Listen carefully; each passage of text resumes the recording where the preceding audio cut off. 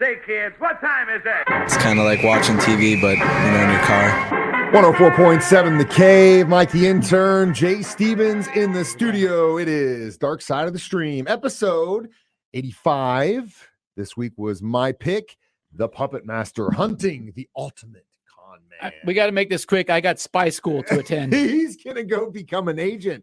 So this tells a story about a man named Robert Hindi Freegard. He was born in England. Allegedly, his name. Allegedly, Robert Freegard. Actually, no, it's but another scammer. Another scammer. But in the essence of fairness, Jay's usually the one who brings these scammer ones in. But this one came up, and I was like, this one looks like a good one. Jay would pick it anyway. I would pick it anyway. So I was like, I'll do it first. It was on my hit list. But it's a crazy story. It tells a story about this guy who essentially just worked at a bar. And then decided either because he was... I had to watch the first episode twice because it was so confusing. Well, I had to go back and watch it again. The con just because I was like, well, wait a minute. Who is this guy and who's this guy? And because they kept jumping timelines and jumping storylines. Because there were so many lies that he told. Yeah, there's so many lies that he told, man. Like the first... Okay, so like he's working at a bar.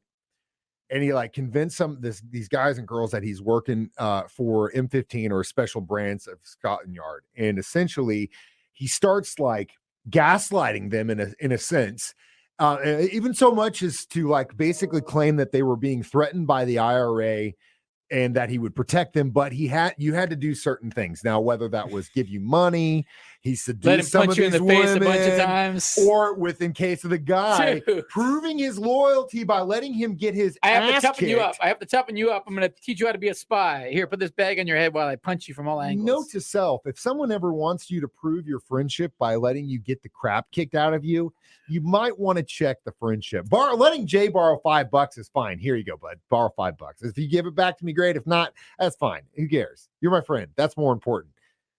But if Jay was like, hey, man, you're going to go out the street, prove your loyalty to me. And there's like, 10 biker dudes waiting for him. I'd say, Jay, man, it was nice knowing you. You're on homie. your own here. Good luck with Scotland Yard. You're on your own here, buddy. So essentially, this dude starts there. And I think in essence, when he did this as a barman and he could see it, you ever watch It's Always Sunny in Philadelphia? No. Well, there's an episode where essentially the joke is that one of the characters is getting mad at his roommate eating his Thin Mint cookies. And so to get him to stop doing that, he creates this cult called, I think it's Ass Kickers United. And the number one rule of Ass Kickers United is you don't eat Thin Mints. They're evil.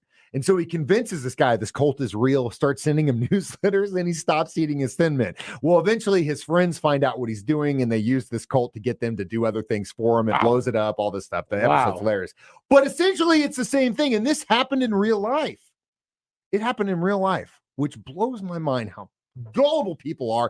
And still to this day, people following for some crazy story again. Why? Still to this day. Well, guess what? Next segment, Jay and I are going to spill the beans on one of the greatest lies we've ever told on this dark side of the stream on 104.7 The Cave.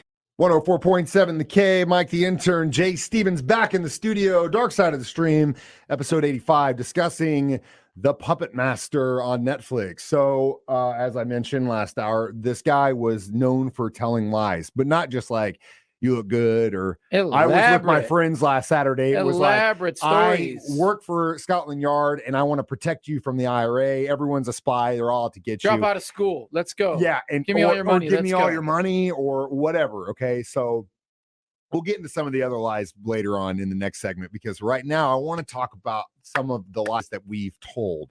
You want to go without getting you in trouble? Do you want to go first? You want me to go first? I'll go first because greatest, craziest lie that you told someone and convinced something of. Well, without getting in trouble. The only one I can really think of that's pertinent was when I was in 7th grade. Or 8th grade. I was getting super bad grades. I was living with my mom primarily, and I hid my report card. And my dad was like, "What's up? What's your report card? You should have a report card right now." I'm like, "No, they're just not doing them." And I thought that was gonna. No, I thought that was gonna fly.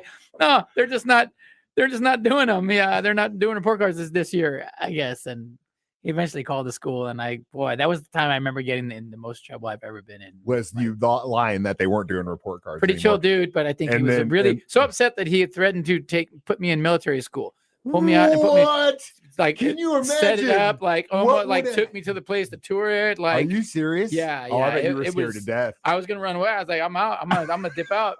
Yeah, it was a very close turning point in my life. Damn! Can you Yeah. imagine what would have happened if Jay Stevens would have went to military Yeah, school? I could have been an Imperial leader. Who knows? I'd be retired and We'd be government retired general right now. I'd be a and retired a general. very rich man. Could have been. Could have been. I could be running for president. All right, my turn. When I moved to Cape Girardeau, it was like first grade, I think. I was a fat kid. Cape Girardeau it's not like Springfield in the sense where Springfield, for some reason, when you come in, you're a new kid. There's like this allure about you here. If you're like something new, everyone's like, oh, cool. That's like the way it happened when I came back when I was a like sophomore. the Eagles song. Yeah, it's like, oh, hey, who's this guy? You know, if you're a cool dude, you're a cool dude. But Cape was so cliquey. And it took years to kind of ingrain myself. It's like through sports when everyone could see that I was good at certain things. Like, oh, yeah, he's a cool dude, whatever. But like I said, early on, fat kid, no friends.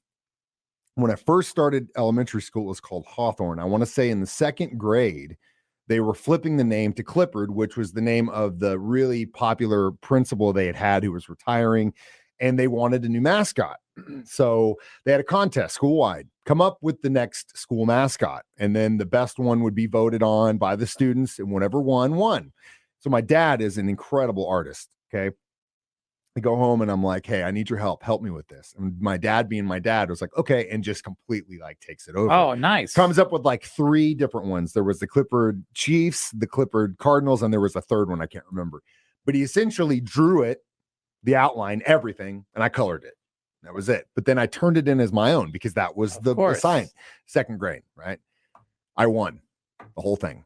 And had to lie to the entire school that I came up with that thing, went into an assembly, and it remained the Clipper Cardinals for I don't know how many years. It's not that anymore, I don't think. They gave me a shirt with the logo on it that my dad drew. I still have that thing. Talk about a lie. And now the truth comes out all these Hey, years later. if there's anyone in Cape Girardeau that was part of that, then you can call your friends and let them know that all those times you're like, you didn't draw. I was like, yes, I did. I didn't draw it. It's Dark Side of the Stream on 104.7. Jay Stevens, Mike the Intern, Dark Side of the Stream on 104.7 The Cave. Coming clean on some of our lives that we've told in our lives. You feel better? Man, yeah. I mean, that was the major one. You know, there's been all kinds of little lies you tell the girls. You know, but we're not going to get into that. That could be a whole that could week be a segment, whole week of show. The Jay documentary that we end up doing on Dark Side of the Stream. All right, so back to the Puppet Master. Now he starts off with these. You say little, but there were huge. They were literally lies so strong that these guys would go out and get their butts kicked. Okay, so it's crazy, and it just. It was very confusing because he had so many different how did he keep track of this stuff? You think he had like a Rolodex? He's like, oh, there's Kathleen. Yeah. Let's see what lies. Okay. That's a part of what lying. lies did I tell her? It's very hard to keep up with. I can barely remember to do the chores that my wife told me to do this morning.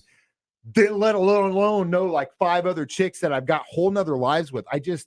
It goes back to what I've always said about the criminal mind. There's a very small difference between people that are like mad geniuses that are able to completely do some really crazy, awesome stuff, and people that use it for evil. Yeah, because it's like you look at them and you're like, dude, how could you keep all these things straight in your mind? You must have just a brilliant mind. Yeah, you could have used this. Probably an amazing multitasker. Like, yeah, could have been a CEO somewhere. Could have been a real agent or a real agent. Yeah, hell yeah, he could a real spy. You know.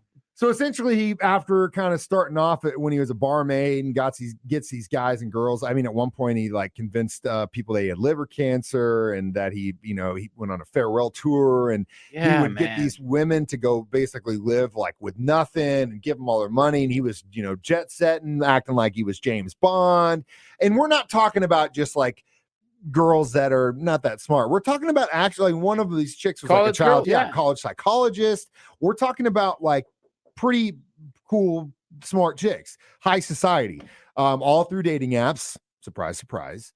But eventually he would get, I think originally they charged him with kidnapping because he had convinced these women to go to places. And in a sense, they looked at that as kidnapping. Well, the problem with that is they went on their own accord. Right. So originally he was charged with like life in prison because of what he did and all the money. Right? When he appealed it, the argument was like, look, they wanted to go there. And they went there. Now the money thing, that's whatever. So I think he like served what 2-3 years of like a 9-year sentence. Out skated and out doing it still. And he's out. Doing the hustle. He's out. He's a free man right now. And there's actually one of his victims that is still in hiding. We'll talk about that next. Dark Side of the Stream on 104.7 The Cave.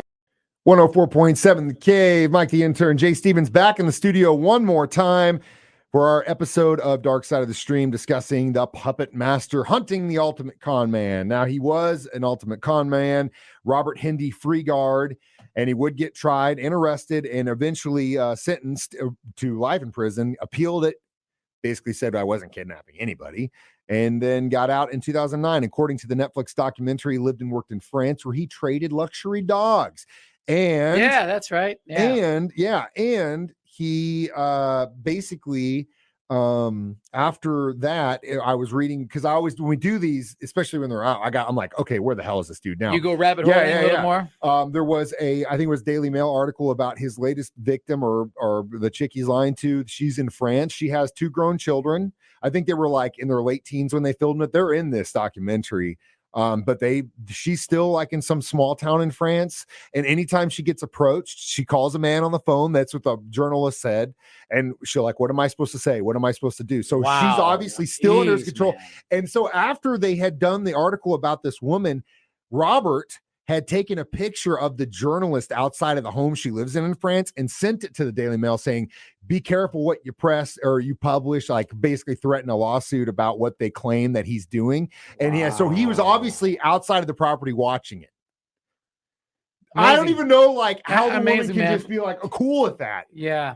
But you know what? We get convinced of stuff every day that we believe that are just like, dude, what the hell? So I guess in the sense of luxury dogs, how many luxury dogs would you give this documentary? I guess 3.5 because it's just another wacky story. It wasn't anything too crazy. It was a little bit too weird because I got confused, had to watch the first episode again. But it's just another one of these. It's just like a how-to. The list goes on. If you got the mental capacity to remember all the lies you tell, I guess this is how you do it. If you want to use it for good, then I guess work for the FBI. I'm about the same 3.5. Luxury dogs. Yeah. You're just sitting there shaking your head going, what in the hell is wrong with you people? Anyway, guys, show it to your ladies. They'll think you're not such a bad dude. Hey, you want to watch this documentary, take a lesson. Man, I'm lucky I have you because these other guys are terrible. Thank God you never told me a lie like that. Exactamundo. All right, so Jay's turn next. Dark Side of the Stream. HBO Max, The Invisible Pilot. All right. It's very close to home, Arkansas. It took place mostly in Arkansas. Cool. Okay, I'm down. It's at the end of the first episode. It's an epic twist, and then you get to find the story out more. It's crazy. Cool. HBO Max. If you don't subscribe. Bootleg it where you can bootleg it. Get your mom's password like we do. If you want to subscribe to us, do it on YouTube. You can watch these videos every week. Thursday at 9, also on Facebook Live or as podcasts on our 104.7 The Cave app. I'm Mike the Intern. This is Jay Stevens reminding you we watch documentaries, so you don't have to. It's Dark Side of the Stream on 104.7 The Cave.